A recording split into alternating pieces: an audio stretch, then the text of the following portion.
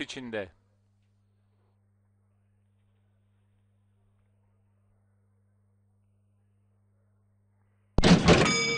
Start verildi ve koşu başladı. 7 numaralı Serkan Can 2-2,5 boy kadar. 12 numaralı Williston ise rakiplerinin 6-7 boy kadar gerisinde start alabildi. 8 numaralı Spumador öne düşmüştü. Sonrasında 6 numaralı Running Thunder geldi. Koşudaki liderliği rakibinden devraldı. 1600'e doğru yaklaşırken farkı yarım boya kadar çıkardı. 8 numaralı Spumador ikincilikte. Bu ilk safkan rakiplerinden süratle, onların 5 boy kadar gerisinde 3 numaralı Nideli.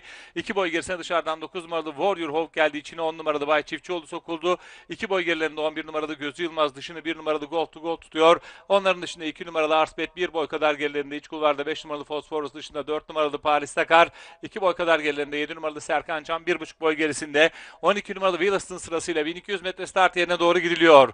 6 numaralı Running Thunder kaçıyor. Farkı 4 boya kadar çıkarıyor. 1200 direğini rakiplerinin önünde geçiyor. 8 numaralı Spumador ikincilikte rakibini takip ederken onu da 3 boy gerisinden 3 numaralı Nideli takip ediyor. Onun dışına doğru 9 numaralı Warrior Hawk geldi. 1,5 boy kadar gerilerine dış kulvarda 4 numaralı Paris Dakar, bariyer dibine yakın 10 numaralı Bay Çiftçioğlu, 1 boy gerilerinde 2 numaralı Arsbet, onun yanına Fosforus ve Gözü Yılmaz sokuldu. 1 boy gerilerinde Gold to Gold, dışında Willis'in içinde 7 numaralı Serkan Can sırasıyla son 800 metreye girildi. Son 800'e de ilk giren isim 6 numaralı Running Thunder oldu. Farkı yine 4 boy olarak koruyor. 8 numaralı Spumador'un takibi devam ediyor. Onların dışından da 4 numaralı Paris Dakar atak yapıyor. Ortada 9 numaralı Warrior Hawk var. 6 numaralı Running Thunder düzlüğü önde çıkmaya çalışıyor ama farklar çok hızlı kapandı.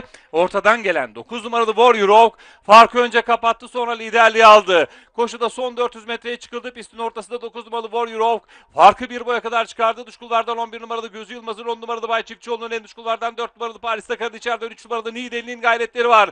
Koşuda son 200 metreye girdi. En dış kulvardan 11 numaralı Gözü Yılmaz geldi. Bariyer dibine yakın 3 numaralı Nideli'nin, ortadan 10 numaralı Bay Çiftçioğlu'nun gayretleri var. İçeriden 3 numaralı Nideli, en dış kulvardan 11 numaralı Gözü Yılmaz ve 10 numaralı Bay Çiftçioğlu geliyor ama koşuyu 3 numaralı Nideli kazanıyor.